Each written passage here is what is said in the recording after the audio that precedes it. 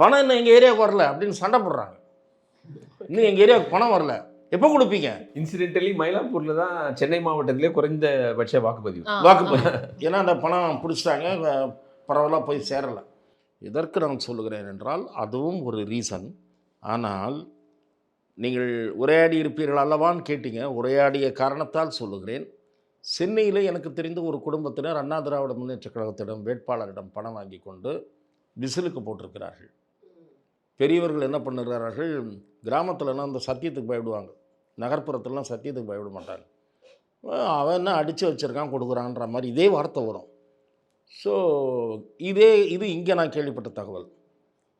காஞ்சிபுரம் மாவட்டத்தில் இருக்கக்கூடிய ஒரு தொகுதி, அங்கே திராவிட முன்னேற்ற கழகத்தினுடைய மிக முக்கியமான வேட்பாளர் போட்டியிடக்கூடிய தொகுதி. அங்கே பார்த்தீங்கன்னா வாங்கிட்டு வீட்டில் இருக்கிற 4 பெரியவங்க சூரியனுக்கு போட்டிருக்காங்க, 8 சின்னவங்க விசிலுக்கு போட்டிருக்காங்க. ஆனால் பணம் 12 பேர் வாங்கியிருக்காங்க. ஆகவே பணமும் ஓட்டு பர்சன்டேஜை இன்க்ரீஸ் பண்ணுவதற்கு காரணமாக இருக்கிறது. கொடுத்ததுனாலேயே அவங்களுக்கு கிடைக்குமான்னா அது சந்தேகம்.